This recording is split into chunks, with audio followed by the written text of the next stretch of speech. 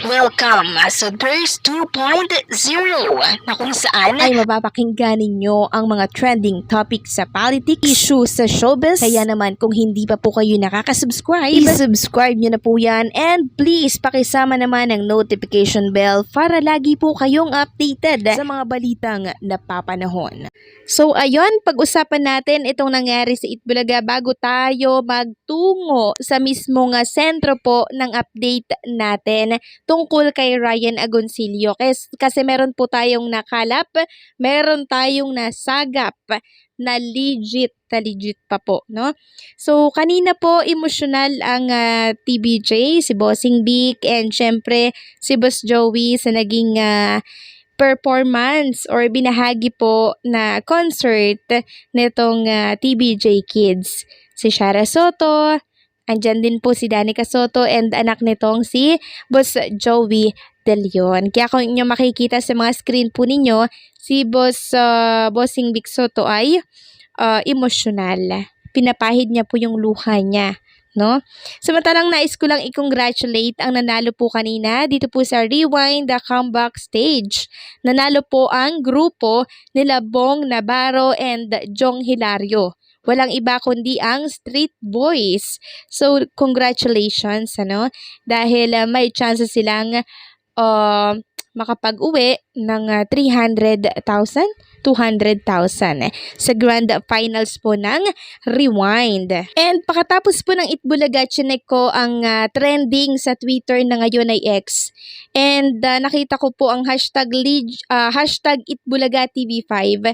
Trending po sa Twitter na ngayon ay X, and syempre, ang hashtag legitdabarkads, trending din po yan ngayong araw. So, pinag-uusapan talaga itong mga dabarkads natin, itong Itbulaga sa Twitter na ngayon ay X. And syempre, trending din po kanina itong si Main Mendoza, dahil ang Twitter po or ang X ay pugad ng mga Mainers, pugad ng Aldabs or fans ng Main Mendoza and ng phenomenal couple na sila Main Mendoza. And syempre, 'di ba, itong si Alden Richards na nasa GMA Network. So hindi po siya pwedeng guest sa Itbulaga kasi siya ay exclusive contract artist ng GMA Network.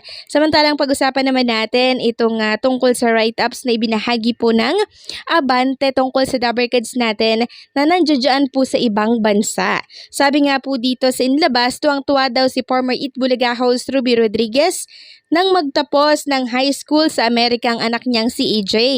Ibinahagi ni Ruby sa Instagram ang ilang graduation photo ni EJ at pagmamarcha nito sa stage.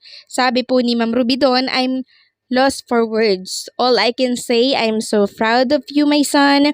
I know you always achieve to do your best in everything. Good luck on your next journey." Ito po yung sinabi ni Ma'am Ruby. Nag-post din po siya ng video kung saan nagkaiyakan ang panganay niyang si Tony at si EJ habang nagyayakapan. And ang sabi naman doon ni Ma'am Ruby, "When your son graduates, runs towards you and went straight to his best friend's sister, confidant, supporter, and partner in crime. Love you both," aniya. Ayon po kay Ruby, ay nakatakdang mag-aral si EJ sa Whitney College sa Los Angeles, California this year.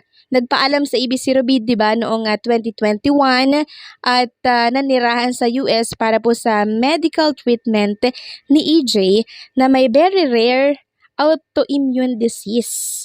And sa nakikita ko naman po kay EJ ay magaling na siya, no? Although siguro merong mga treatment or gamutan, pero nakikita ko po na magaling na siya. Unti-unti na po siyang gumagaling. Samantalang wala pa rin po si Ryan Agoncillo dito po sa Itbulaga. Marami pa din po talaga naghahanap sa kanya sa live chat ng Itbulaga po na YouTube channel.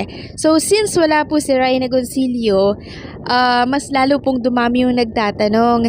And since Father's Day bukas, araw yan ng linggo, yung picture po ni Ryan Agoncillo, in-insert nitong si Main Mendoza. Yung picture po nitong si Ryan Agoncillo kasama ni Jose Manalo, ni Paulo Ballesteros, Bossing, Joey, and yung si Tito Sen din. In-insert din po ni Main Mendoza dito. And eto din po si Wally Anjojan din. So ang wala si Ryan and itong si Tito Soto, pero nagawan po ng paraan ni Main Mendoza and nirepost ito ni Boss Joey sa kanyang Instagram account. So sabi dito ni Main, Happy Father's Day. So nakita ito ni Ryan Agoncillo, itong post po ni Main Mendoza, and sinagot ito ni Ryan. Sabi ni Ryan, salamat sa pag-photoshop, appreciated. So ngayon, nasaan po si Ryan Agoncillo? Bakit wala siya sa Itbulaga ilang araw na? Yan actually ang mga katanungan ng mga Dabarkads natin. Kahapon pa po sila nagtatanong kasi ang daming fake news na nagkalat sa mundo po ng Facebook, sa mundo ng social media platform. So sabi ko nga, wag muna maniwala sa mga fake news na yan dahil wala po silang resibo na maipakita. Sa akin kayo maniwala kasi ako ang nakakakita ng katotohanan sa relationship ni Ryan Agoncillo and itong si Juday. So ito pong si Juday kanina, nag-IG story kanina, no, na kung saan ay nasa Madrid po siya, and makikita nyo naman sa mga picture na nasa screen po ninyo na nasa Madrid siya. Sabi nga po dito ni Juday, Good morning Madrid.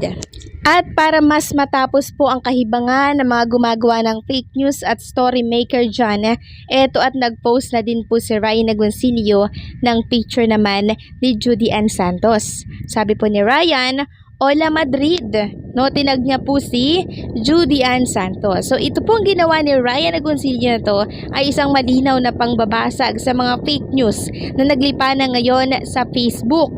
So malinaw na fake news. Nasa bakasyon po sila Ryan Agoncillo and Judy Ann Santos at for sure ay kasama po itong mga kids nila. So ano kaya ang masasabi dito ng mga nagkakalat ng fake news? Na tinanggal na daw itong si Ryan, na sinuspindi daw sa Itbulaga si Ryan dahil hiwalay na daw si Judy Ann at Ryan. Ito po ang napakaliwanag na patunay. Okay na okay ang relationship ni Ryan at Judy Ann Santos. So kaya wala siya sa Itbulaga dahil nasa bakasyon po diyan sa ibang bansa, diyan sa Spain, diyan sa Madrid. Kaya sana lang tigilan na po ang pagkakalat ng fake news sa mag-couple na to kasi hindi mangyayari yung mga ibinabalita ninyo. Okay? Itong si Ryan, kilala ko po yan, hindi po yan babaero. Okay? So hanggang dito na lamang po ang update natin at maraming salamat po sa pagsuporta at pagsubaybay.